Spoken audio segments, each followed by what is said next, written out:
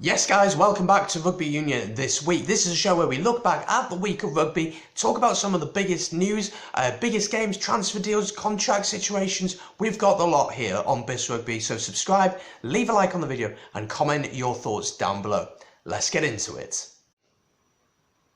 So before we get into the show itself, I just want to give a shout out to Michael Fatialofa, the Worcester Warriors forward who was injured over the weekend playing in the Gallagher Premiership against Sarries. Came on, just been on the pitch for a minute as a replacement, and he injures his neck in a collision. Play stopped for 15 minutes and he is taken off on a stretcher and with oxygen as well. His wife has tweeted saying that he's stable in intensive care, and so all of our best wishes and all of my best wishes and the rugby community certainly go out to you, Michael, and we hope to see you back playing rugby in the future. Sticking in the Gallagher Premiership, Leicester Tigers get a big win, beating Bristol 31 points to 18. They stay second bottom, but it's a valuable points for them. They really needed it, and it was good to see the likes of Ellis Genge, Johnny May all coming back, England stars coming back and putting in such a good performance for Leicester. They've been poor this season. There's been no leadership, there's been no doesn't feel like there's that much desire to win, but finally they've got a huge result by beating Bristol. Bristol are a decent side, fourth in the Gallagher Premiership, and so this win will give them confidence that they can certainly do something and certainly try and get away from relegation, as it looks like after Sarries beat Worcester running in 10 tries. You'd expect that Sarries won't get relegated and that Leicester have a lot to do, but this is positive for Leicester. Also over the weekend we saw Exeter win, Sarries won, as I said, Gloucester won, and Sale all got wins, as well as Northampton edging out Wasps in a threat of 38 points to 35. Wasps also struggling this season. In the Pro 14, there were two sets of derbies, so we had the Welsh derbies and we had the Irish derbies. We'll look at the Welsh ones first. Ospreys, what is going on? As an Ospreys fan, it's painful to be watching this. It is very, very difficult to know what's going on. Ospreys leading with 7 minutes to go, 18-13, and we concede a try to a player who's making his debut for the Dragons, and then just some of the most stupid basic errors let them back into it, and they score a try through Adam Warren in the last few minutes to win the game. Only one win all season, and the question mark about Mike Ruddock and what's going on there and the head coach position, it just doesn't help the club. We spoke about this last week. I don't want to go over old ground, but it's not good at the minute, and that was a game that the Ospreys dominated the first half and should have closed the game out. Some positives to take from the first half, but for Dragons, great comeback, well deserved, and yeah, Dragons are looking on the up under Dean Ryan. The Scarlets edged out a win against Cardiff Blues at the Arms Park, winning that one 16-14. Gareth Davies with a fantastic try. Talking about Gareth Davies, he was in my Welsh Team of the Decade. If you haven't seen that video yet, link in the description down below for you to go and check that one out. Heading over to Ireland then, to the derbies in Ireland. Leinster absolutely smashed Connacht, 54 points to 7, get a try in the first minute, and from then on there was only going to be one winner. Leinster looking extremely strong once again this year, and Ulster, who are playing really, really well this season. John Cooney having a fantastic season at scrum half for them, winning that one 35 points to 17 to run out pretty comfortable winners over Munster.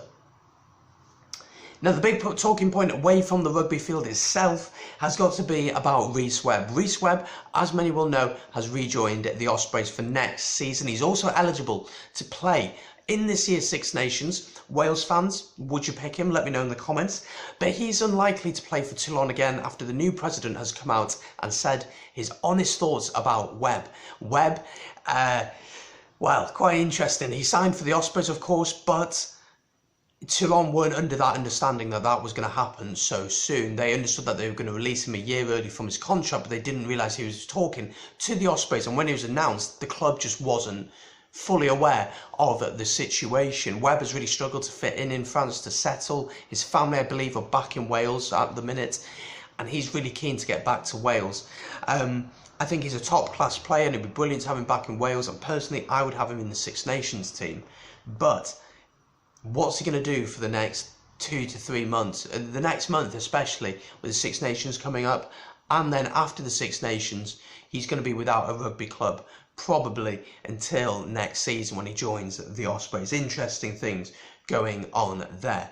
So that's the rugby news. Now we're going to move on to transfers. Guys, let me know in the comments your thoughts on all of the things we talked about. So the Gallagher Premiership, the Pro 14, and also let's get ready for the transfers.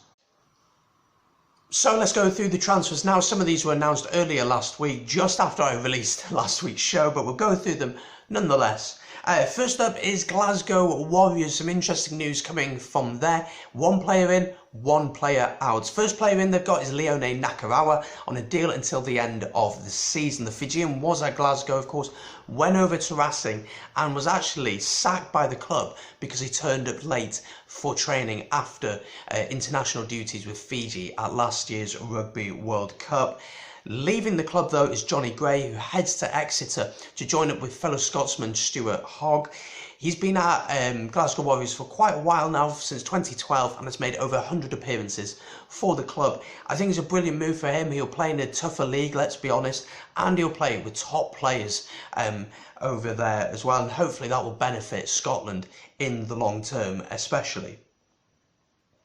As we said before, Rhys Webb has rejoined the Ospreys. He'll rejoin at the end of the season on a 2-year deal, and he is also eligible to play in this year's Six Nations. Ospreys really struggling at the minute. This could hopefully give us a good season next season, but this season is just a complete write-off. Let's talk about some contracts which have been signed. There's a few contracts which have been signed this week. George Ford and Ellis Genge have both signed new deals at Leicester Tigers. There's no release clause being announced. There's no length of contract being announced. It could be a little bit worrying for Leicester. After this weekend's win, it's a brilliant win. But if they get relegated, there may be a clause in the contract that says they can leave for a set fee, which is a lot cheaper than what would be expected to be paid for them. But they've signed, they've shown commitment to their club, and hopefully Leicester can get themselves out of trouble, because they are a very historic club.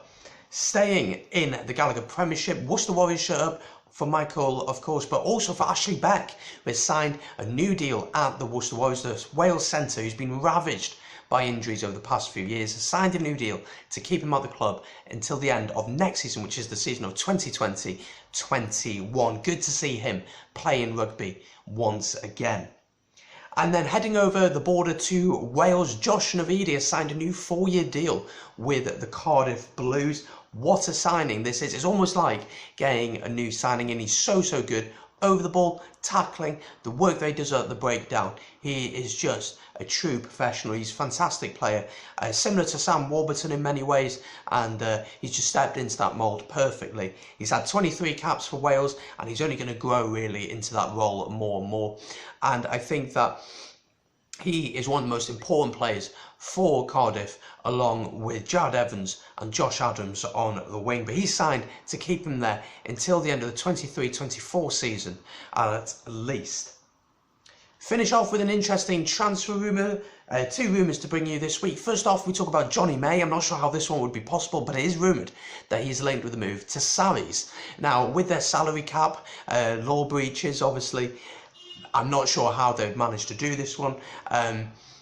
It's interesting how they managed to do this one. If you're not sure how that all works, again, there's a video out on the channel, link in the description for you to go and understand really what they did wrong and what are the consequences for them. So Johnny May to Sarries. Saracens fans, would you want him?